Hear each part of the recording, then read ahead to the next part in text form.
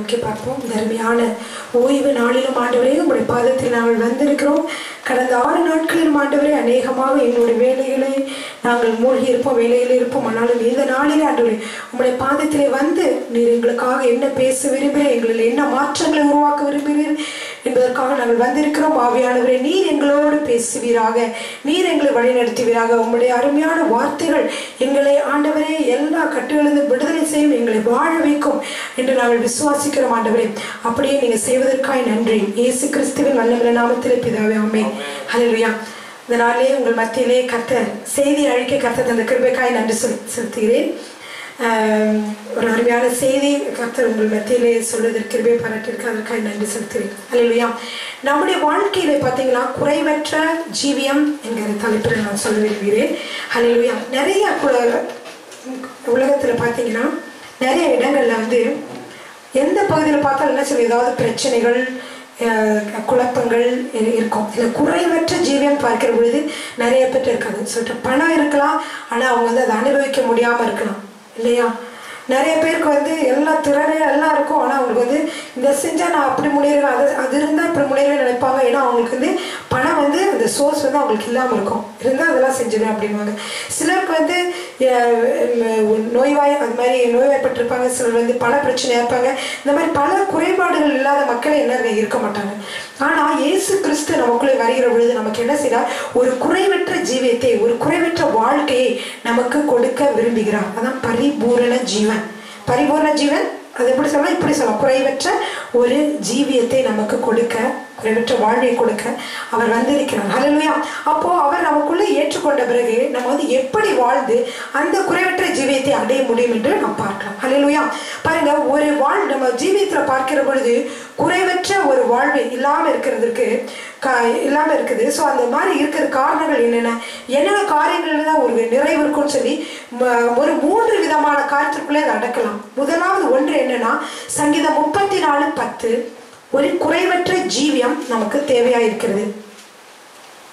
ஒரு வளமான வாழ்விற்கு என்ன தேவைன்னா ஒரு 3 விதமான காரியங்கள் தேவை. குறைவற்ற ஜீவியம். ஹல்லேலூயா. சிங்க குட்டிகள் தாழ்ச்சி அடைந்து பட்டினியா இருக்கும். கர்த்தரை தேடுகிறவர்களுக்கோ ஒரு நன்மையும் குறைபடாது. ஹல்லேலூயா.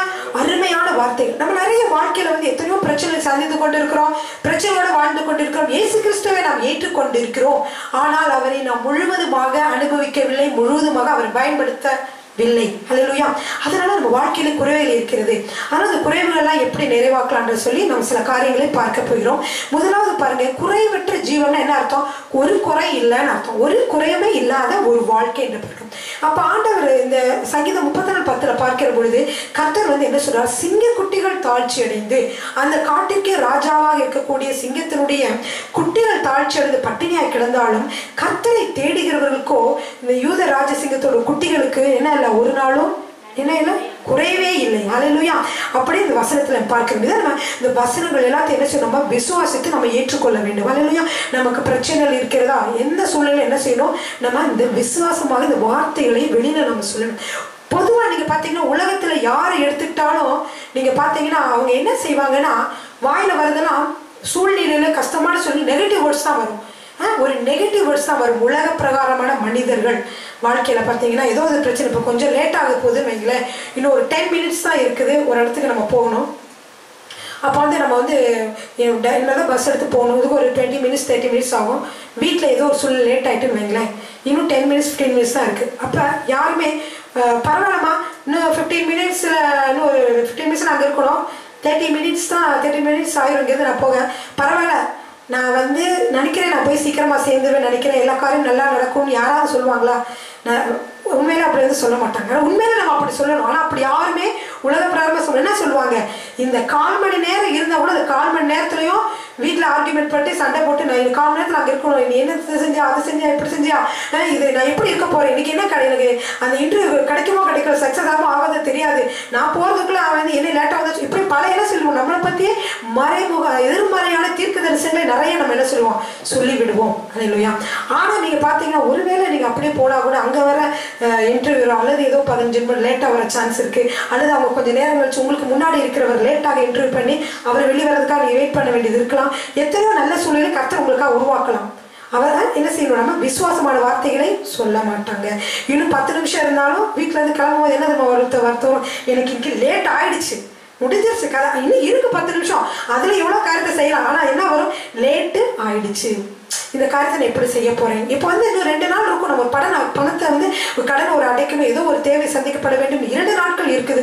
ஒரு நாள் இருந்தா கூட, அரை மணி நேரம் இருந்தா கூட கர்த்தர் என்ன செய்ய முடியும், அற்புதமாக பண தேவைகளை சந்திக்க முடியும். ஆனா அந்த 2 நாள் இருந்தா கூட என்ன சொல்லுவாங்க, இன்னும் 2 நாளுக்குள்ள எப்படி பணத்தை கட்ட போறேன்னு தெரியலையே, நான் நினைக்கிறேன் 2 நாளுக்குள்ள எங்க எல்லா இடத்துல கிடைக்காது போல இருக்கு, நான் அப்படி நடக்க போது என்ன சொல்லுவாங்க, எல்லாரும் நெகட்டிவா பல வார்த்தைகளை பேசி விடுவார்கள். அல்லேலூயா.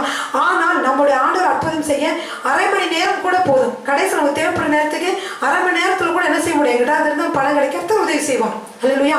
அது நம்ம விசுவாசிகளுடைய வாழ்க்கை. அப்போ உலக பிரகாரமானவர்கள் எல்லாரும் அப்படியே இருக்க, நம்மளும் அப்படியே இருக்கக்கூடாது. அல்லேலூயா.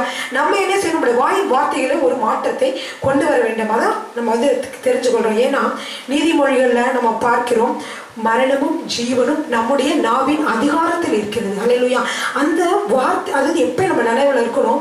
அப்படியே நம்ம நெகட்டிவா ஏதோ அவசரத்தில் சொல்லிட்டோம்னாலும், இவ்வளோ லேட்டாக போகிறேன், என்ன காரியம் நடக்க போகுதுன்னு தெரியலையே, அந்த ஆளை மீட் பண்ண போகிறேன், அப்படி இருக்கிறாரோ இல்லையோ தெரியலையே அப்படின்னு நெகட்டிவாக வந்துட்டா கூட, ஆண்டவரே மன்னிங்க, நீங்கள் உங்கள்கிட்ட நான் அந்த காரியத்தை சமர்ப்பிக்கிறேன், நீங்கள் கிருபையாக இந்த காரியத்தை நான் வெற்றி பெற உதவி செய்யுங்க அப்படின்னு சொல்லிட்டு என்ன செய்யணும், நம்ம போகணும். அல்லேலூயா. அப்போ கர்த்தர் எல்லா காரியங்களும் வாய்க்க செய்வார். பார்த்தீங்கன்னா அது அரை மணி நேரம் 1 மணி நேரம் லேட் ஆகும் கத்தி என்ன ஆயிரும், உண்மையிலேயே லேட்டாகவே ஆயிரும். ஆனால் அந்த நேரத்தில் நம்ம அமைதியாக இருந்து காரியங்களை கர்த்தர் இந்த காரியத்தில் நம்ம எல்லா காரியம் செய்வதற்கு உனக்கு கிருபை கொடுப்பார், எனக்கு பலன் கொடுப்பார், எல்லா காரியத்தையும் மனசு சீக்கிரமாக முடிச்சுட்டு எனக்கு இது பண்ணுவேன் அப்படின்னு சொல்லி ஒரு பாசிட்டிவான வார்த்தையில் பேசுகிற பொழுது அதன்படியே நடக்கும். ஏனென்றால் மரணமும் ஜீவனும் நம்முடைய நாவின் அதிகாரத்தில் இருக்குது என்று பைபிள் சொல்லப்பட்டிருக்குது. பைபிள் இது மட்டும் இல்லை, இன்னும் அநேக காரியங்கள் சொல்லப்பட்டிருக்கிறது. அதான் இன்னைக்கு நம்ம பார்க்க போகிறோம். அதனால முதலாவது பார்த்தோம், குறைவற்ற ஜீவன் கர்த்தரை தேடுகிறவர்களுக்கு வரும் என்று பார்த்தோம் இல்லையா. கர்த்தரை தேடுகிறவர்களுக்கு ஒரு நன்மையும் குறைவுபடாது. அல்லேலூயா. கர்த்தரை நாம் சரியாக தேடுவோமானால் குறைபடாது என்று வசனம் சொல்லுகிறது. அடுத்து காரிய சித்தி, ப்ராஸ்பரஸ். நீதிமொழிகள் 16:33. ஒரு காரியத்துக்கு போறோம், அந்த காரியம் இன்டர்வியூ போறோம், அங்க சக்சஸ் ஆகுமா ஃபெயிலியர் ஆகுமான்றதை பொறுத்து எப்படி இருக்கு, நம்மளை பொறுத்து இல்லை இல்லையா. நம்ம என்ன நினைச்சிட்டு போவோம், நான் போய் இன்டர்வியூ செய்ய போறேன், எப்படி பாஸ் ஆகணும் ஃபெயில் ஆகணும் தெரியல அப்படின்னு நினைச்சிட்டு போவோம் இல்லையா. அப்ப அந்த வசனம் என்ன சொல்லுது, நீதிமொழிகள் 16:33 மடியிலே போடப்படும் காரிய சித்தியோ கர்த்தரால் வரும். ஹல்லேலூயா. அப்ப நம்ம என்ன நினைச்சு போனோம், நான் இந்த இன்டர்வியூ போறேன், நான் சரியா சொல்லலையோ தெரியாது, ஆனா என்ன நடக்கும், காரிய சித்தியோ கர்த்தராலே வரும். சக்சஸ் யாரால வரும், ஆண்டவர்ட்ட இருந்து வருது. என்னுடைய பலத்தினாலேயோ என்னுடைய ஸ்மார்ட்னஸ்னாலேயோ என்னோட அதனாலே கிடையாது அப்படின்னு சொல்லிட்டு எவ்வளவு ஸ்மார்ட்டா பேசினா கூட வேலையில இன்டர்வியூல ஜெயிக்கிறது இல்லை இல்லையா. அந்த மாதிரிலாம் நடக்குது. இதனால இதுல என்ன தெரிஞ்சுக்கணும்னா, காரிய சித்தியோ கர்த்தரால் வரும். அப்போ முதல்ல குறைவற்ற ஜீவன் நமக்கு வேண்டும், 2வது காரிய சித்தி வேணும், அது என்ன செய்யுது, கர்த்தரால் வரும் என்று சொல்லப்பட்டிருக்கிறது. 3வதாக அனுபவிக்கக்கூடிய சக்தி. பிரசங்கி 2:24 மனுஷன் புசித்து குடித்து தன் பிரயாசத்தின் பலனை அனுபவிப்பதை பார்க்கிலும் அவனுக்கு ஒரு நன்மையும் கிடையாது இல்லை, இதுவும் கர்த்தருடைய கரத்திலிருந்து வருகிறது என்று சொல்லி பிரசங்கி 2:24 இருக்குது. பெரிய வீடு 10 வீடு வச்சிருக்கலாம், எவ்வளோ சொத்து இருக்கலாம், எவ்வளோ சுகம் இருக்கலாம், ஆனால் அவங்க எதுவுமே அனுபவிக்க முடியாத ஒரு சூழ்நிலை இருந்தாங்கன்னா என்ன செய்ய முடியாது, அது ஒண்ணுமே அனுபவிக்க முடியாது இல்லையா. அப்படி இருக்கும் பொழுது கர்த்தர் என்ன சொல்றாருன்னா, இது வசனத்துல என்ன படிக்கிறோம்னா, இதுவும் கர்த்தருடைய கருத்திலிருந்து வருகிறது. அப்போ கர்த்தருடைய கருத்திலிருந்து தான் ஒரு குறைவற்ற ஜீவன் கிடைக்கிறது, காரிய சித்தி கிடைக்கிறது, அனுபவிக்கும் சக்தி கிடைக்கிறது. இந்த 3மே அமைந்திருந்தால் தான் என்ன செய்ய முடியும், ஒரு பரிபூர்ண ஜீவன் நாம் செய்ய முடியும். இந்த 3மே கொடுக்க கர்த்தர் ஒருவராலே தான் முடியும். ஹல்லேலூயா. எனவே நம்ம ஒரு குறைவற்ற ஜீவிதம் செய்ய வேண்டும் என்றால் இந்த 3 காரியங்களையும் நமக்கு வாழ்க்கையிலே தேவைப்படுகிறது. ஹல்லேலூயா. எனவே இந்த காரியங்களை பற்றி நம்ம பார்க்க போகிறோம். முதலாவது பாருங்க, நம்ம ஆண்டவரை ஏற்றுக்கொண்டிருக்கிறோம். ஆண்டவர் ஏற்றுக்கொண்ட ஒவ்வொரு மக்களுக்கும் தேவன் ஒரு பெரிய நோக்கத்தை வைத்திருக்கிறார். நம்முடைய வாழ்க்கையில என்ன செய்திருக்கார், ஒரு பெரிய நோக்கத்தை வைத்திருக்கிறார். நம்ம ஒரு காரியத்துக்காக தான் அவர் நம்மளை சிருஷ்டித்திருக்கிறார். ஹல்லேலூயா. பொதுவான காரணம், இந்த உலகத்தில் நம்ம சக்சஸ்ஃபுல்லாக வெற்றிகரமாக வாழ்ந்து அதோட முடியாம நித்திய உலகத்திலும் நாம் நீடுரையாக வாழும்படியாகவே ஆண்டவர் தேவாதி தேவன் நம்முடைய வாழ்க்கையில திட்டத்தை வைத்திருக்கிறார். ஹல்லேலூயா. எனவேதான் அவரோடு நம்ம என்ன செய்ய வேண்டும், அவரோடு பழக வேண்டும், அவரோடு பேச வேண்டும், நேரத்தை செலவழித்து அவரோடு உருவாடுகிற பொழுது அவருடைய திட்டங்களை அவர் நமக்கு தெரியப்படுத்துவார். ஹல்லேலூயா.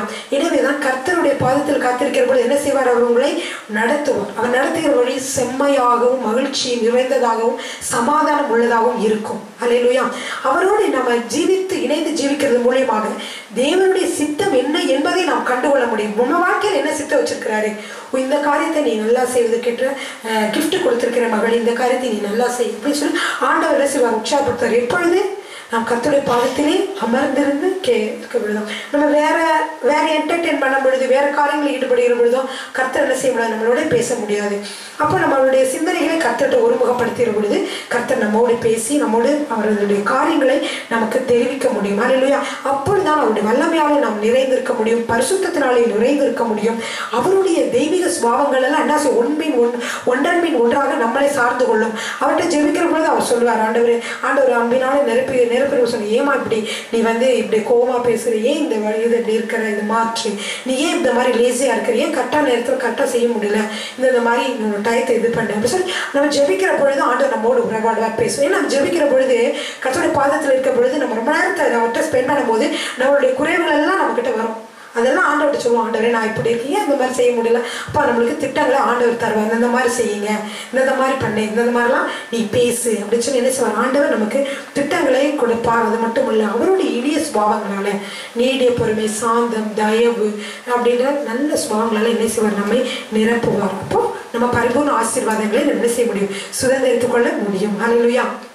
எனவே நம்முடைய வாழ்க்கையில் ஏற்படக்கூடிய கஷ்டங்கள் நஷ்டங்களாக பார்க்கிற பொழுது அது அடுத்தவங்களையே நம்ம குறை சொல்லிட்டு போய், அவங்களால என்னோட பெற்றோர்களால் அவங்க எனக்கு சொத்து சேர்த்து வைக்கல, அதனால் அப்புறம் பிள்ளைங்க சரியாயில்லை, அதனால் இப்படி இருக்குது, அப்புறம் மற்ற காரியங்கள் என்ன செய்யப்போம், நம்ம வாழ்க்கையிலே குறை சொல்லிக்கொண்டே இருப்போம்.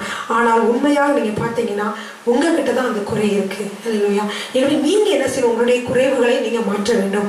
ஒரு குறைவற்ற ஜீவனம் செய்ய வேண்டும் என்றால் நம்முடைய வாழ்க்கையில ஏதோ நம்முடைய அறியாமை, ஏதோ நம்ம தெரிந்து கொள்ளாமல் இருக்கிறோம், நம்முடைய அறியாமையினால் நடக்கிறது என்பதை ஒத்துக்கொள்ள வேண்டும். இந்த அறியாமை எப்படி நீக்குவது என்பதற்கு நம்ம முயற்சி செய்ய வேண்டும்.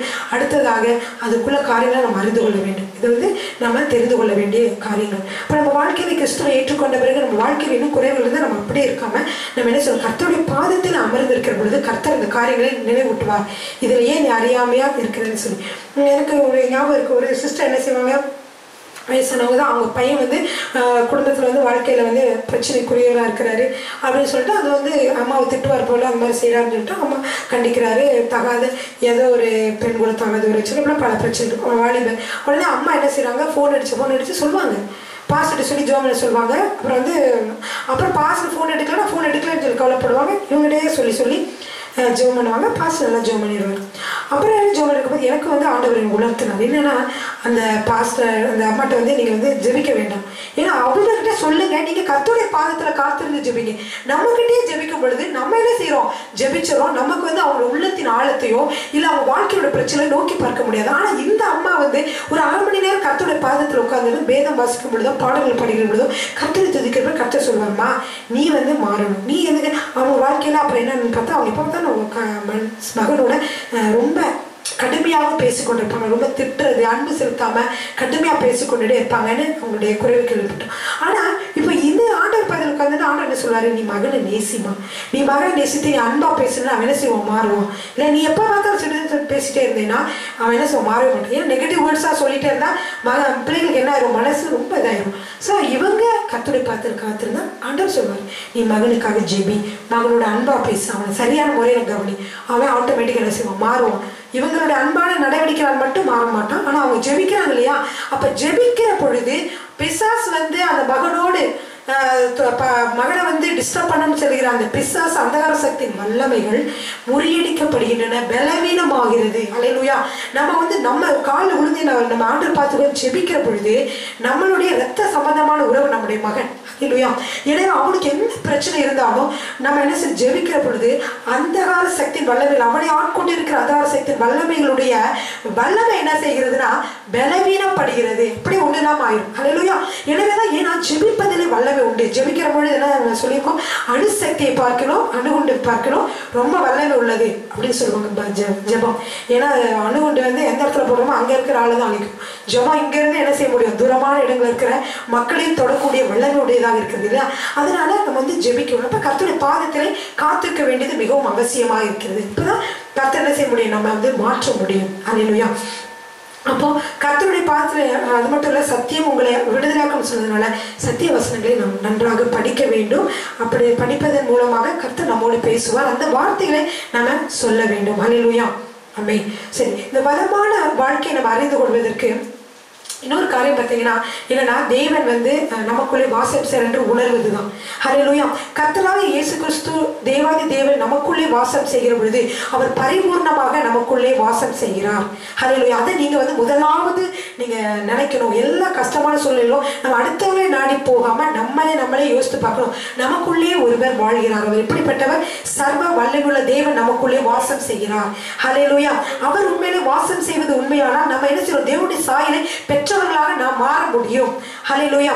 அதனால்தான் சர்வ வல்லமை நமக்கு வருகிறது. மெய்ஞானம், பரிபூரணம், திவ்ய சௌந்தரியம், அதிகாரம், ஆரோக்கியம், சுகம், வல்லமை, மெய் இன்பம், மெய் சமாதானம், மெய் சந்தோஷம்.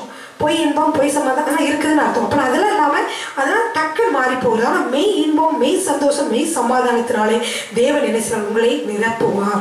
ஹல்லேலூயா. அதுக்கப்புறம் அவருடைய சுபாவங்களான அன்பு, சந்தோஷம், சமாதானம், பரிசுத்தம், உண்மை, உருக்கம், இரக்கம், பொறுமை இதெல்லாம் என்ன செய்யும்? உங்களுக்குள்ளே வந்துவிடும். ஹல்லேலூயா. எனவே நம்ம ஒவ்வொருவரும் நம்ம என்ன நினைக்கணும்? ஆண்டவர் நமக்குள்ளே இருக்கிறார். ஹல்லேலூயா. ஏன்னா நம்ம எதை குறித்து நம்ம என்ன செய்ய வேண்டியது? கவலைப்பட வேண்டியதே இல்லை. இப்போ பாருங்க, வசனத்தை எடுத்துக்கொள்வோமா? கொலோசியர் 2:10-11 அந்த வசனத்துல தான் நான் காரியத்தை சொல்லிட்டு இருக்கிறேன். அதாவது இயேசு கிறிஸ்துவை உங்களுக்குள்ளே சொந்தமாக்கி கொண்டவர்கள் அனைவரும் தன்னிறைவு பெற்றவர்கள். ஹல்லேலூயா. இதை ஒவ்வொருவரும் புரிந்து கொள்ள வேண்டும். கிறிஸ்துவுக்குள் சகல பரிபூர்ண ஆசீர்வாதங்களும் அடங்கி இருக்கிறது. அது நமக்குள்ளும் அடங்கி இருக்கிறது. வாசிக்கலாமா? கொலோசியர் 2:10. மேலும் சகல துரைத்தனங்களும் அதிகாரத்துக்கு தலைவராய் இருக்கிற அவருக்குள் நீங்கள் பரிபூரணம் உள்ளவர்களாய் இருக்கிறீர்கள். ஹல்லேலூயா. நாம எப்படிப்பட்டவர்களா இருக்கிறோம்? பக்கத்துல இருக்க பார்த்து சொல்லுங்க, நீங்கள் பரிபூர்ணம் உள்ளவர்களா இருக்கிறீர்கள். ஆமென். நமக்கு குறைவே இல்லை. பரிபூர்ணம் என்ன அர்த்தம்? குறைவே இல்லைன்னு அர்த்தம். ஹல்லேலூயா. ஆமென். இது என்ன செய்யணும்? நம்ம மனசுக்குள்ள இது எப்போது உணர்ந்தவர்களா இருக்கணும். வசனத்தின் படி இருக்குது. 11வது வசனத்தை எடுத்து பார்த்தீங்கன்னா அதுக்கடுத்த வசனம், அல்லாமலும் நீங்கள் கிறிஸ்துவை பற்றும் விருத்த சேதனத்தினாலே மாம்சத்துக்குரிய பாவ சரீரத்தை களைந்து விட்டதினால் கையால் செய்யப்படாத விருத்த சேதனத்தை அவருக்குள் பெற்றீர்கள். நீங்கள் பரிபூர்ணம் உள்ளவராக இருக்கிறீர்களா? அதான் 2:10 இருக்கா? ஓகே. அப்ப நம்ம எப்படிப்பட்டவர்களாக பரிபூர்ணம் உள்ளவராக இருக்கிற வசனம் சொல்லுகிறது. ஏனென்றால் தேவனுடைய ராஜ்யம் நமக்குள்ளே வந்திருக்கிறது என்று இயேசு கிறிஸ்து ஒரு தடவை சொல்லியிருக்கிறார்ல. தேவனுடைய ராஜ்யம் உங்களுக்குள்ளே வந்திருக்கிறது. பல காரியத்தை குறிக்கிறது. அங்க இருக்க மொத்தமான மக்கள் மத்தியில் வந்திருக்கிற அர்த்தமாகும். உங்களுக்குள் என்ன நமக்குள்ளே வந்திருக்கிறது அர்த்தம். தேவனுடைய ராஜ்யம் நமக்குள்ளே வந்தால் அங்கே கவலை இல்லை, கண்ணீர் இல்லை என்று பார்க்கிறோம். அது மட்டுமல்ல, நமக்கு தேவனுடைய ராஜ்யத்திலே கஷ்டம், கவலை, கண்ணீர், கடன், துன்பம், குறைவு, வறுமை, தொல்லைகள், பிரச்சனைகள், வியாதி, வேதனை, பலவீனம், தொல்லைகள், பிரச்சனைகள், எல்லாம் இருள், இன்னும் குழப்பம், பயம், வியாதி போன்ற எவைகளுமே இல்லவே இல்லை இல்லையா? நமக்குள்ளே என்னதான் இருக்குது? சமாதானம், சந்தோஷம், நிறைவு, அதிகாரம், வல்லமை, சுகம், பலன், பாதுகாவல், பராமரிப்பு, ஞானம், அறிவு, சமாதானம், ஐஸ்வர்யம், வெற்றி, அழகு, ஆலோசனை, பரிசுத்தம், ஜீவன், அன்பு போன்ற ஆசீர்வாதங்களாலே நாம் நிறைந்திருக்கிறோம். ஹல்லேலூயா. இதை நம்ம ஒவ்வொரு தடவையும் நம்ம விசுவாசிக்க வேண்டும். நீங்க சரீரத்திலே சுகவீனமா இருக்கிறீங்களா? நீங்க யோசிக்கணும், எனக்குள்ளே சுகம், ஆரோக்கியம் இருக்கிறது, அதை நான் வெளிக்கொண்டு வர வேண்டும், விசுவாசிக்க வேண்டும். அப்பொழுது நீங்க சுகத்தை பெற்றுக்கொள்வீர்கள். ஹல்லேலூயா. சின்னதா ஒரு தலைவலி வந்துச்சுன்னா உடனே தலைவலிக்குது, ஐயோ அதுக்கு இது செய்வோம், அது செய்வோம், தலைவலி வந்துச்சு, ரொம்ப நேரம் தலைவலிக்குது, மேபி தலையில் ஏதாவது கட்டி இருக்குமா, டியூமர் இருக்குமா, கேன்சர் இருக்குமா, அப்படி நம்ம யோசிச்சுட்டு கூடாது. எதுவாக இருந்தாலும் ஒன்றும் இல்லாமல் ஆகக்கூடும். எப்படியெல்லாம் நம்முடைய விசுவாசத்தினால. ஏன்னா நம்முடைய பரிபூர்ணம் உள்ளவர், நமக்குள்ளே ஆரோக்கியம் இருக்குது. அப்போ நம்ம யோசித்து பார்க்கணும், எனக்குள்ளே ஆரோக்கியத்தையும் கர்த்தர் கொடுத்திருக்கிறான். இந்த ஆரோக்கியம் என்ன செய்ய வெளிப்பட வேண்டும் என்று சொல்லி இந்த வெளியில் வர இந்த உலக பிராரம் வர்றதுக்குலாம் என்ன செய்யக்கூடாது? நம்ம இடம் கொடுக்கக்கூடாது. ஏன்னா நம்ம நிறைய பேருக்கு அப்படி தானே தலைவலி வரும், இருந்த இடம் தெரியாமே போயிருக்கோம் இல்லையா? நம்ம மருந்து மாத்திரையும் எதுவுமே சாப்பிடாமே போயிருக்கோம். எப்படி போகுது? அதான் நம்மளுடைய அது நம்ம கேர் பண்ணலை, அந்த இடத்துல நம்ம அந்த சிந்தனை அதை வச்சுக்கல, அதனால அது போயிடுது. அதனால் நம்ம அந்த மாதிரி நம்ம இருக்கணும். அதே மாதிரி பண வசதி இல்லை நம்ம நினைக்கிறோமோ, உங்களுக்குள்ளேயே ஐஸ்வர்யம் இருக்கிறது என்று நீங்கள் உணருங்கள். போதுமான அளவு இந்த வாழ்க்கையில் வாழத்துக்கு தேவையான மிஞ்சின ஐஸ்வர்யத்தினாலே கர்த்தர் என்னை நிரப்பி இருக்கிறோம், அதை நம்ம வெளிக்கொண்டு வர வேண்டும் என்று நீங்கள் என்ன செய்யணும்? நினைக்கணும். உங்களுடைய காரியத்தை செய்வதற்கு பலன் இல்லைன்னு நினைக்கிறீங்களா? குடும்பத்தில் இந்த காரியத்தை செய்வதற்கு எனக்கு பலன் இல்லையே, இந்த காரியத்தை செய்வதற்கு பலன் இல்லையே என்று நீங்கள் நினைச்சீங்க விசுவாசித்தீங்கன்னா அதற்கு உங்களுக்குள்ளே பலன் கர்த்தர் கொடுத்திருக்க என்று விசுவாசிக்க வேண்டும். அல்லேலூயா. அதனாலதான் கர்த்தர் வந்து ஒவ்வொரு கர்த்தர் சொல்றாரு, என்னை எவர் சொல்றாரு, பவுல் சொல்றாரு, என்னை பலப்படுத்துகிற இயேசு கிறிஸ்துவினாலே எல்லாவற்றையும் செய்ய எனக்கு பலன் உண்டு என்று சொல்றேன். உள்ள ஒருத்தர் இருக்கிறார், அவர் என்ன செய்யறாரு, இல்லையா, பலப்படுத்திட்டே இருக்காரு, ஸ்ட்ரென்தன் பண்ணிட்டே இருக்காரு. வெளியில இருந்து எவ்வளவு எதிர்ப்புகள் வந்தாலும் அதை தாண்டி செல்லக்கூடிய பலன் இயேசு கிறிஸ்து எனக்கு கொடுக்கிறார் என்று நம்ம என்ன செய்யணும், ஒவ்வொரு நேரங்களிலும் நமக்கு நினைக்க வேண்டும். அல்லேலூயா. அதே மாதிரிதான் ஆரோக்கியம் நமக்குள்ளே இருக்கிறது. எப்படி இருக்கிறது? அவருடைய 2000 வருடத்திற்கு முன்பாகவே அவருடைய தழும்புகளாலே நாம் சுகமானோம் என்று வசனம் சொல்லியது. இயேசு கிறிஸ்து 2000 வருடத்திற்கு முன்பாக பெற்ற அந்த தழும்பினாலே நமக்கு சுகம் உண்டு. அப்ப நம்ம என்ன சொல்றோம், ஆவிக்குரிய ரீதியில நாம் சுகம் பெற்றவர்களாக இருக்கிறோம். அதை நாம் நினைக்கிற பொழுது என்ன ஆகும், இன்னும் சுகம் நமக்கு சுலபமாக நாம் பெற்றுக்கொள்ள முடியும்.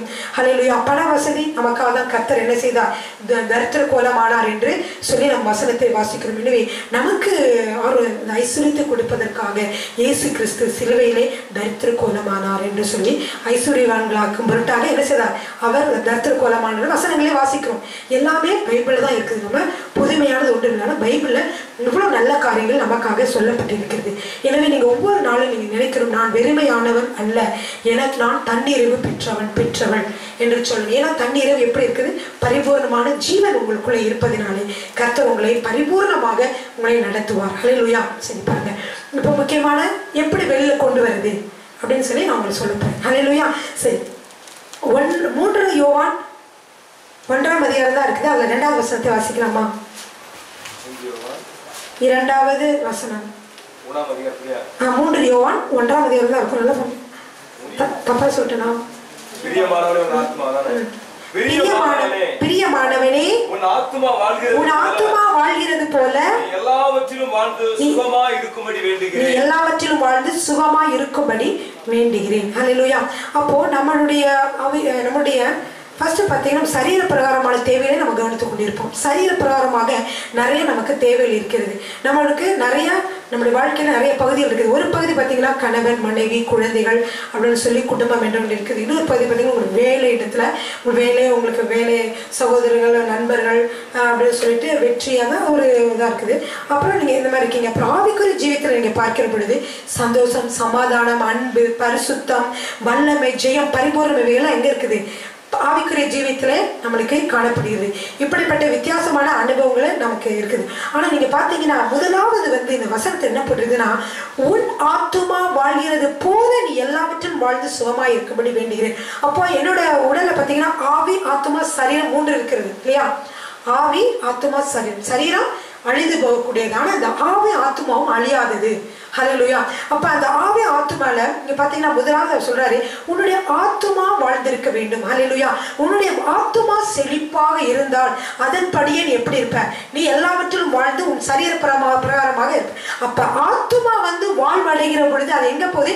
சரீரத்துக்கு போகிறது. அப்ப ஆத்துமாவிலே நீங்கள் வந்து பலமுள்ளவர்களாக இருந்தால் சரீரத்திலும் அந்த பலத்தை நீங்க வெளி வருகிறது. அப்படியே என்ன செய்யுது?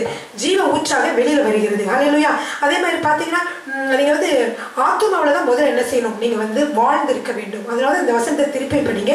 பிரியமானவனே, உன் ஆத்துமா வாழ்கிறது போல நீ எல்லாவற்றிலும் வாழ்ந்து சுகமா இருக்கபடி வேண்டுகிறேன் என்று சொல்லி வசனம் போட்டிருக்கு. அப்ப ஆவி, ஆத்துமா, சரீரம். இந்த ஆவியை பத்தி நீங்க பார்க்கிற பொழுது ஆவியில வந்து ஆவி ஆத்துமாவை அழியாதது. இந்த ஆவி வந்து கர்த்தர் தந்த தீபமா இருக்கிறது வசனம் சொல்கிறது. கர்த்தர் தந்த தீபமான ஆவியோடு எப்பொழுதும் ஆண்டவர் உறவாட விரும்புகிறார். ஹல்லேலூயா. எனவேதான் ஆண்டவருடைய பாதத்துல காத்திருக்கிற பொழுது பரிசுத்த ஆவியானவர் நம்ம நிறைக்கிற பொழுது பரிசுத்த ஆவியானவருக்கு ஆண்டவருக்கும் நமக்கும் ரொம்ப கனெக்ஷன். அப்போ ஆவி என்ன செய்கிறது? நல்ல பலன் அடைகிறது. ஹல்லேலூயா. அந்த பலத்தினால்தான் எல்லா காரியங்களும் சிந்தனைகளை கொண்டு வர சிந்தனை இது சொல்லுங்கள். அதாவது நமக்கு சுயமா நம்ம சிந்திக்கக்கூடிய ஆற்றல் எல்லாவற்றையும் கொடுக்கக்கூடிய ஆத்மாவுக்கு அது செல்கிறது. எனவே இந்த ஆத்மா வந்து நான் சொல்லியிருக்கேன் முன்னாடியே, இப்ப நம்ம உடல் வந்து மாம்ச மனிதன், ஆவிக்குரிய மனிதன் 2 இருக்காங்க. இந்த ஆத்மா தான் செயல்படுகிறது. இந்த ஆத்மா வந்து எப்படி செயல்படும் அப்படின்னா, ஆவிக்குரிய மனிதனுக்கு நீங்க ரொம்ப ஃபீட் பண்ணி மற்ற காரியங்களே நீங்க இந்த நியூஸ் கேட்குறீங்க, மற்ற உலக பிரகாரமான காரியங்கள் எல்லாம் கேட்டு அவிசுவாசத்துல நீங்க நிறைஞ்சிருந்தீங்கன்னா உங்களுடைய மாமிச சரீரம் எப்படி இருக்கும்? பலவீனமா இருக்கும். ஆவிக்குரிய வார்த்தைகளை கேட்டு ஸ்ட்ராங்கா இருந்தீங்கன்னா உங்க ஆத்மா எப்படி இருக்கும்? ஸ்ட்ராங்கானவனா இருக்கும். பாருங்க, நான் அன்னைக்கே சொல்லியிருக்கேன். உதாரணத்துக்கு இப்போ வந்து உட்காந்துருக்கிறோம், டிவி முன்னாடி இருக்கு, டைம் ஆயிடுச்சு, நம்ம வந்து டிவியில் ஏதோ நிகழ்ச்சி பார்த்துட்டு இருக்கோம். நம்ம நினைக்கிறோம் 2 to 3 என்னுடைய ஜப நேரம், நான் வந்து ஜெபிக்க போகணும் அப்படின்னு நீங்கள் நினைக்கிறீங்க. ஜெப நேரம் உங்கள் நேரம் இருக்குது. அப்போ ஆவிக்குரிய மனிதனுக்கு உள்ள நேரம். அப்போ நீங்கள் வந்து டிவி பார்த்துட்டு இருக்கும்போது நீங்கள் நினைக்கிறீங்க உங்களுக்கு சரீர பிரகாரமான மனிதன் ஸ்ட்ராங்காக இருந்தால் அவன் சொல்லுவான் பரவாயில்ல அது 3 to 4 கொஞ்சம் நேரம் வச்சு நம்ம ஜோம் பண்ணிக்கலாம், இப்போ இந்த நிகழ்ச்சி முக்கியமான நிகழ்ச்சியாக இருக்குது அப்படின்னு சொல்லுவோம். அவன் தான் வின் பண்ணுவான். சரீரம் நிறைய நேரங்களில் நம்ம வாழ்க்கையில் வந்து தவறான காரியங்களை விட்டு செல்கிறது. அது சில நேரங்கள் என்ன செய்யுது வின் பண்ணுது. அப்படி வின் பண்ணாமல் இருக்கணும்னா என்ன செய்யணும்? நம்ம சரீர பிரகாரமாக சாவிக்குரிய மனிதன் ஸ்ட்ராங்காக இருக்கணும். அவன் சொன்னால் ஏன் நீ அது அப்புறமா பார்த்துக்கலாம் போது ஆண்டவரை தேடுகிற பொழுது மற்றதெல்லாம் நம்ம கிடைக்கும். 3 to 4 டைம் நம்ம திருப்பி கிடைக்காம போச்சுன்னா திருப்பி அந்த நேரத்தில் யாராவது வந்துட்டாங்களா இல்லாட்டி நம்ம வேற காரியங்களை செய்ய வேண்டியது இருந்துச்சுன்னா அந்த நேரம் வேஸ்ட் ஆயிரும். இல்லை அந்த டயத்துக்கு நம்ம போய் ஜெபிப்போம். இது ரொம்ப முக்கியமானது. நம்முடைய வாழ்க்கையிலே வெற்றியை சுதந்திரத்துக்குள்ள இது முக்கியமான நேரம் சொல்லுவோம். ஆவிக்குரிய மனிதன் சொல்லுவோம். இது மாதிரி ஒவ்வொரு காரியங்களும் வாழ்க்கை நடக்கிற காரியங்களும் அப்படிதான். இந்த காரியத்தை நம்ம செய்யலாமா நினைச்சிட்டு இருப்போம். அப்போ வந்து எது வின் பண்ணுது அப்படின்னா நம்ம அதுக்குள்ள காரியங்களே மாமிசம் வந்து வின் பண்ணுதுன்னா அதுக்குள்ள காரியங்களே நம்ம ரொம்ப ஃபீட் பண்ணி வச்சிருப்போம். அதுக்குள்ள காரியத்துக்குள்ள டிவி அது இது உலக பிரகாரமான காரியத்தை நிரப்பி வச்சிருந்தா இந்த சரீரம் சும்மா இருக்காது. என்ன செய்யும்? அதன்படிதான் செயல்பட ஆரம்பிக்கும். அல்லேலூயா. எனவே நம்ம அந்த சிந்தனையிலே உள்ள அந்த ஆத்மாவுக்கு நம்ம என்ன செய்யணும்? ஆவிக்குரிய காரியங்களையே நம்ம வந்து சொல்லிக்கிற பொழுது ரொம்ப திடமா ஆமா இந்த மாதிரி செய்யக்கூடாது. வேதவசனம் இப்படி சொல்லியிருக்கல, இந்த மாதிரி செஞ்சா தவறுன்னு வேதவசனம் சொல்லியிருக்கல, இது இப்போ தெரியாது, இது கொஞ்ச நாள் கழிச்சு இந்த தவறுனால் வரக்கூடிய பலன் நமக்கு கிடைக்கும். அதுக்கு முன்னாடி என்ன செய்வோம்? நம்ம திருந்தி ஆண்டோட்டு வந்துடுவோம். அப்படி என்ன சொல்லுவோம்? ஆவிக்குரிய மனிதர் உங்களுக்கு எச்சரிப்பு கொடுத்து வழி நடத்துவான். ஹல்லேலூயா. இதனால தான் நம்ம என்ன செய்யணும்? ஆவிக்குரிய வாழ்க்கையில நம்ம ஸ்ட்ராங்கா இருக்கணும்னா வேத வசனத்தினாலே நம்ம என்ன செய்யணும்? மனிதன் அப்பத்தினாலே மாத்திரமல்ல தேவனுடைய வாயிலிருந்து புறப்படுகிற ஒவ்வொரு வார்த்தையினாலும் பிழைப்பான் என்று சொல்லியிருக்கிறதுனால அவரே ஜீவ அப்பான்னு சொல்லியிருக்காரு. ஏன் ஜீவ அப்பான்னு சொல்லியிருக்காரு தெரியுமா? நம்முடைய ஆவிக்குரிய மனிதனுடைய பசியை தீர்க்கக்கூடியது அவர் தான். ஹல்லேலூயா. அவரே வார்த்தையாக இருக்கிறார். நீங்க என்ன சொல்லுங்க? அந்த வேத வசனங்களை வாசித்து அதிலே ஃபீட் பண்ணியிருந்தோம்னா மற்றவங்க சொல்ற நெகட்டிவான வார்த்தையில நம்ம ஒண்ணுமே செய்யறது. நான் இப்படி சொல்றேன், பைபிள் ஆனா இப்படி சொல்லிட்டு இதைத்தான் நான் நம்புவேன் அப்படின்னு சொல்ல என்ன செய்வோம்? நம்ம பாசிட்டிவா நம்ம நினைப்போம். ஹல்லேலூயா. அதனால்தான் நம்ம வந்து எல்லாவற்றிலும் வாழ்ந்து சுகமாக இருக்க வேண்டும் என்பதே தேவனுடைய சித்தமாக இருக்கிறது. ஹல்லேலூயா. எனவே சில வசனங்கள் இந்த வளமான வாழ்வை பெற விரும்புகிறவருக்கு சில வசனங்களை வந்து நான் சொல்ல விரும்புகிறேன். நிறைய பேர் நினைப்பாங்க என்ன கஷ்டமா இருந்தாலும் நஷ்டமா இருந்தாலும் கிறிஸ்தவ வாழ்க்கை என்ன செய்யணும்? நம்ம முன்னேறி தான் போகணும் அப்படின்னு நினைப்பாங்க. இல்லை, உங்களுக்கு கஷ்டங்களையும் நஷ்டங்களையும் மாற்றி வெற்றி வாழ்க்கையோடு குதிச்சு நீங்க ஜாலியா போறதுக்கு ஆண்டவர் வந்து பாதைகளை அமைத்திருக்கிறார். அதை நாம் கண்டுகொள்ள வேண்டும். ஹல்லேலூயா.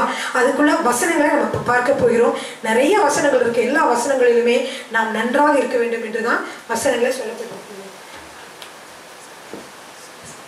1 தீமோத்தேயு 6:17. 1 தீமோத்தேயு 6:17. இவ்வுலகத்திலே ஐஸ்வர்யம் உள்ளவர்கள் இருமாப்பான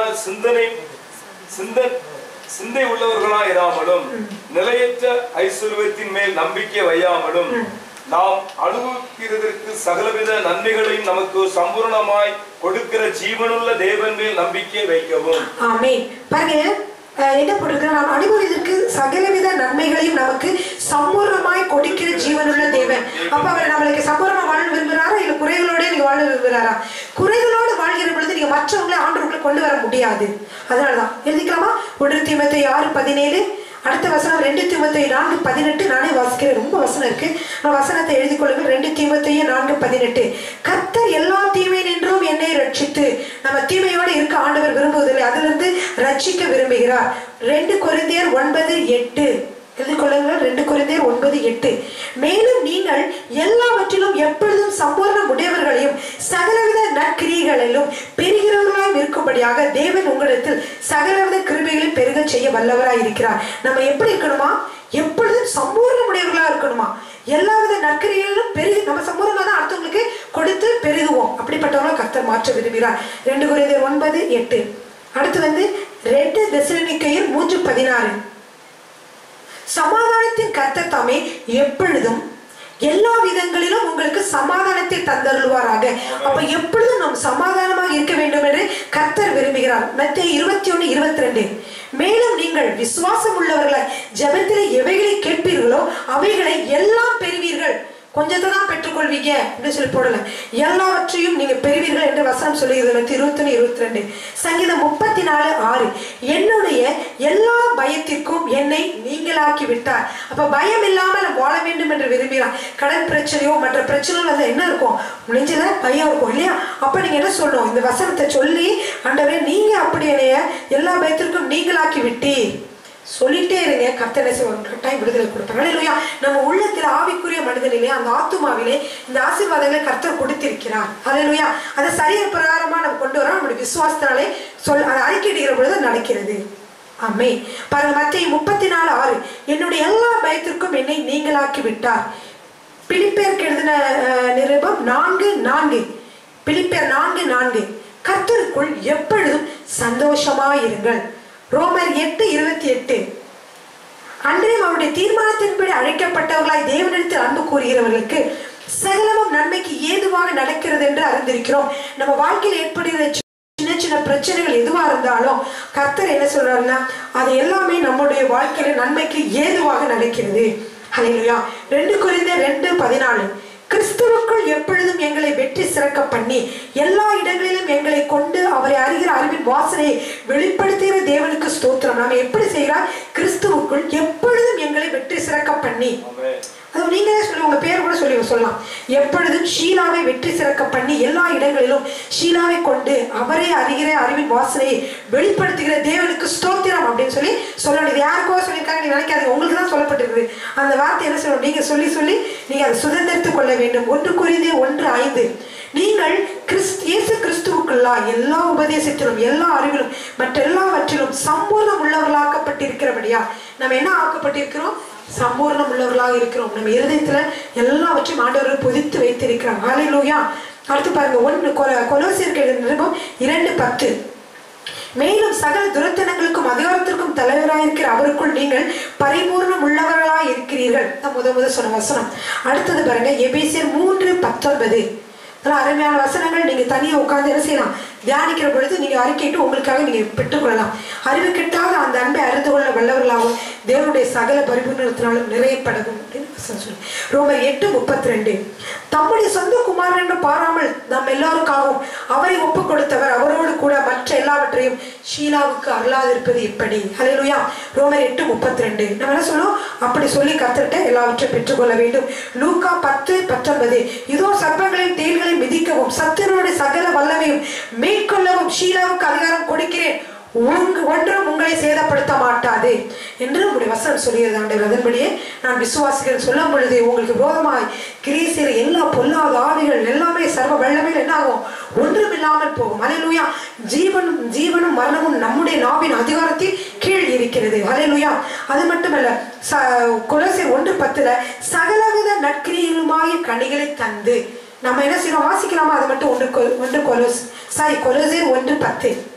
சகலவித நற்கிரியலுமாகிய கனிகளை தந்து தேவனை அறிகிற அறிவில் விருத்தியடைந்து கர்த்தருக்குள் பிரியமுண்டாக அவருக்கு பாத்திரராய் நடந்து கொள்ளவும் சந்தோஷத்துடன் கூடிய எல்லா பொறுமையும் நீடிய சாந்தமும் உண்டாவதற்கும் மகிமையான அவருடைய வல்லமையின்படி எல்லா வல்லமையாலும் பலப்படுத்தப்படும் உங்களுக்காக வேண்டுதல் செய்கிறோம். ஹல்லேலூயா. இப்ப இவ்வளவு நமக்கு கொடுக்க வேண்டும் என்று ஆண்டவர் விரும்புகிறார். அப்ப நான் கனிகளை கொடுக்கணும், சந்தோஷத்தோட பொறுமையோடு நீடிய சாந்தம் நமக்கு உண்டாக வேண்டும், மகிமையான அவருடைய வல்லமையின்படி எல்லா வல்லமையினாலும் பலப்படுத்தப்பட வேண்டும் என்று உங்களுக்காக வேண்டிக் கொள்கிறேன் என்று சொன்னார். ஹல்லேலூயா. இப்படிதான் நடக்கிறோடு. இப்போ யாருக்காவது நீங்க ஜெபிக்கிறீங்களா, அது கொலோசியர் 1:11 வசனத்தை நீங்க எடுத்து நீங்க சொல்லி உங்க கணவருக்காக மனைவிக்காக உங்க பிள்ளைகளுக்காக நீங்க ஜெபிக்கலாம். இது ஒரு ஜெபம். ஏன்னா ஆகுமா, நம்முடைய பிள்ளைங்கள்லாம் சகலவித நற்கிரியலுமாகிய கனிகளை தந்து 10-11 வாசிங்க திரும்பவும். சகலவித நற்கிரியலுமாகிய கனிகளை தந்து தேவனை அறிகிற அறிவின் விருத்தி அடைந்து தேவனை அறிகிற அறிவில் என்ன செய்யணும், நம்ம பிள்ளைகள் விருத்தி அடைந்து கர்த்தருக்கு பிரியமுண்டாக அவருக்கு பாத்திரராய் நம்முடைய பிள்ளைகள் நடந்து கொள்ளவும் சந்தோஷத்தோட கூடிய எல்லா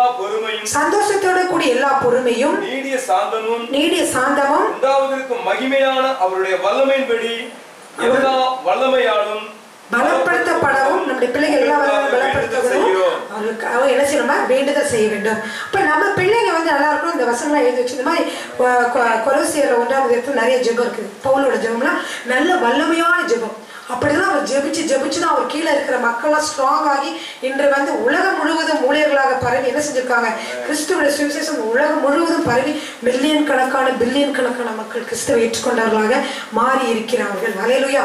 எனவே இந்த மாதிரி ஜெபங்களை சொல்லி இந்த மாதிரி இருக்கணும் ஆண்டவர் நம்மளை விரும்புகிறார். ஹல்லேலூயா. பிலிப்பியர் 4:13 என்னை பலப்படுத்துகிற கிறிஸ்துவினாலே எல்லாவற்றையும் செய்ய ஷீலாவை பலப்படுத்துகிற கிறிஸ்துவினாலே எல்லாவற்றையும் செய்ய ஷீலாவுக்கு பலன் உண்டு. ஹல்லேலூயா. சங்கீதம் 1:3 அது உங்களுக்கு சொல்லி நீங்க சொல்லலாம். ஷீலா செய்வதெல்லாம் வாய்க்கும். ஏனென்றால் நமது கர்த்தருடைய வேதத்தில் இரவும் பகலும் பிரியமா இருந்து அவருடைய வேதத்தில் தியானமா இருக்கிற மனுஷன் பாக்கியவான், அவன் செய்வதெல்லாம் வாய்க்கும் என்று வசனம் சொல்லியது. இப்படி இந்த வசனங்கள் என்ன சொல்லி எழுதி வச்சதை அடுத்த வாரம் வரும்போது மறந்துடக்கூடாது. வசனங்களை சொல்லி நீங்க மனப்பாடம் பண்ணி நீங்க உங்களுக்கு பிரயோகிங்க. இந்த ஒரு வாரத்துல எப்படி உங்களோட ஆவிக்குரிய வாழ்க்கை மாறுகிறது என்று சொல்லி பாருங்கள். ஹல்லேலூயா. சங்கீதம் 54:7 அவர் எல்லா நெருக்கத்துக்கும் நீக்கி என்னை விடுவித்தார். தாவீது சொல்றார். ஆனால் இது நம்மளுடைய வாழ்க்கைக்கும் நம்ம சொல்லலாம். இன்னைக்கு எத்தனை பிரச்சனைகளோடு இருக்கிறீங்களா, எல்லா நெருக்கத்துக்கும் நீக்கி என்ன செய்தார், கர்த்தர் என்னை விடுவித்தார் என்று சொல்லலாம். சங்கீதம் 121:1 கர்த்தர் உன்னை எல்லா தீங்குக்கும் விலக்கி காப்பார், அவர் உன் ஆத்துமாவை காப்பார். சங்கீதம் 138:8 கர்த்தர் எனக்காக யாவையும் செய்து முடிப்பார். 2 தீமோத்தேயு 2:7 கர்த்தர் எல்லா காரியங்களும் உனக்கு புத்தியை தந்தருவார். 2 தீமோத்தேயு 2:7 எழுதிட்டீங்களா? சங்கீதம் 138:8 எழுதிருக்கீங்களா? சங்கீதம் 127:7. அல்லேலூயா. அடுத்து பாருங்க 2 பேதுரு 1:3 தம்முடைய மகிமையினாலும் காருண்யத்தினாலும் நம்மை அழைத்தவரை அறிகிற அறிவினாலே ஜீவனுள்ள தேவ பக்திக்கும் வேண்டிய யாவற்றையும் அவருடைய திவ்ய வல்லமையானது நமக்கு தந்துள்ளது. ஒரு தேவ பக்தியாக வாழ்வதற்கு வேண்டிய எல்லாவற்றிற்குமான வல்லமையை என்ன செய்திருக்குது, தேவ நமக்கு தரப்பட்டிருக்கிறது. அல்லேலூயா. இவ்வளோ அருமையான வசனங்கள். இதெல்லாம் என்ன செய்யணும், நம்ம வந்து வாசிச்சிருக்க மாட்டோம். வீட்டில் போய் வாசிக்கும் போது உங்களுக்கு ஒரு புதிய தெம்பு உண்டு. எனக்காக எழுதப்பட்டிருக்கிறது. ஆமாம், உங்களுக்காக அது எழுதப்பட்டிருக்கிறது. ஹல்லேலூயா. அடுத்து பாருங்க, இதுவரை நீங்கள் வாசித்த வேத வசனங்கள் எல்லாமே சகல யாவையும் எப்பொழுதும் பரிபூர்ணம் என்ற வார்த்தைகள் காணப்படுவதை பாருங்கள். ஹல்லேலூயா. எனவே கர்த்தர் நம்ம சம்பூர்ணமாக இருக்க வேண்டும் என்றே விரும்புகிறோம். எனவே இது எல்லாவற்றையும் நம்ம வாழ்க்கையில் நடக்க வேண்டும் என்றால் நம்ம என்ன செய்ய வேண்டும், ஒரே ஒரு நிபந்தனை. அது என்னவென்றால் 3 யோவான் 2 பிரியமானவனே உன் ஆத்துமா வாழ்கிறது போல நீ எல்லாவற்றிலும் வாழ்ந்து சுகமாய் இருக்கும்படி வேண்டுகிறேன். ஹல்லேலூயா. இந்த அருமையான வசனங்கள் எல்லாம் நீங்களா எழுதிட்டீங்களா இல்லையா? எழுதி வச்சுட்டீங்களா? ஹல்லேலூயா. இந்த வசனங்கள் படி உங்க வாழ்க்கையிலே நடக்கும். இப்போ நடக்க வேண்டும் என்றால் நீங்கள் என்ன செய்யணும், உங்கள் ஆத்துமா என்ன செய்ய வேண்டும், முதலாவது வாழ வேண்டும். அதுக்கப்புறம் அது நிரம்பி என்ன செய்கிறது, சரீரத்திற்கு செல்லுகிறது. ஹல்லேலூயா. எனவே இந்த ஆவி ஆத்துமா சரீரத்தில் நமக்கு பார்க்கிற பொழுது நான் என்ன சொன்னேன்னா, ஆத்துமா ஆவி ரெண்டும் அழியாதது, சரீரம் அழியக்கூடாது. இந்த ஆத்துமாவுக்கும் ஆவிக்கும் இடையில ஒரு இருதயம் அடிக்கடி வருது இல்லையா? இந்த இருதயம், இந்த ஹார்ட் இல்லை, அது வந்து ஒரு மனம் என்ற ஒரு இருதயம். அந்த இருதயத்தை நம்ம அடிக்கடி சொல்லுவாங்க, பைபிளில் போட்டிருக்கோம். அந்த இருதயம் தான் என்னது, ஆத்துமாவுக்கும் ஆவிக்கும் இடையிலே இருக்கக்கூடிய ஒரு இருதயமாக இருக்கிறது. எப்படி அந்த உலக பிரகாரமான நம்ம இருதயம் அடிக்கடி துடித்து கொண்டு இருந்தால் தான் உயிரோடு இருப்போம், அது போலவே ஆவிக்குரிய இந்த இருதயம் எப்பொழுதும் என்ன சொல்லி இயங்கிக் கொண்டே இருக்கிறது. அல்லேலூயா. இப்போ அந்த இருதயத்தில் வந்து வசனம் போட்டிருக்கிறது. நீதிமொழிகள் 4:23 இது எல்லாரும் எடுத்து வாசிக்கணும். நீதிமொழிகள் 4:23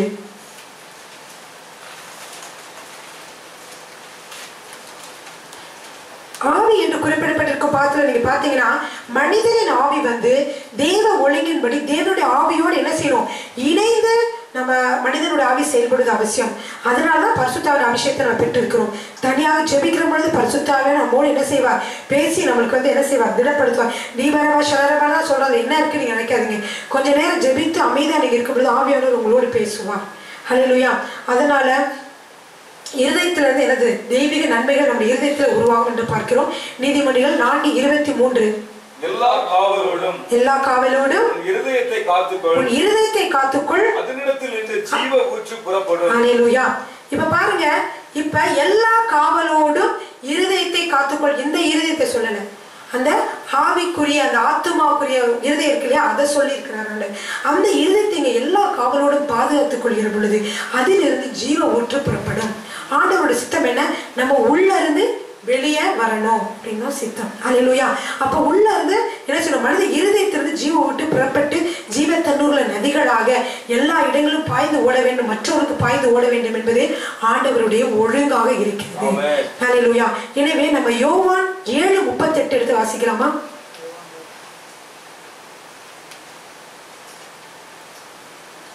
யோவான் 7:38. வேத வாக்கியம் சொல்லுகிறபடி என்னிடத்தில் விசுவாசமாய் இருக்கிறவன் எவனோ அவன் உள்ளத்தில் இருந்து ஜீவ தண்ணீருள்ள நதிகள் ஓடும் என்றார். இவர் கூட எப்ப பார்த்தாலும் என்ன செய்வார், பைபிளை தான் ஆண்டு ரெஃபர் பண்ணி சொல்லுவார். இப்ப இயேசு எங்க என்ன ரெஃபர் பண்ணி சொல்றார்? வேத வாக்கியம் சொல்லுகிறபடி. எந்த வேத வாக்கியம் சொல்லுகிறபடி? கொஞ்ச நேரத்துக்கு முன்னாடி தான் வாசித்தோம். நீதிமொழிகள் 4:23. திரும்பி வாசிக்கலாமா?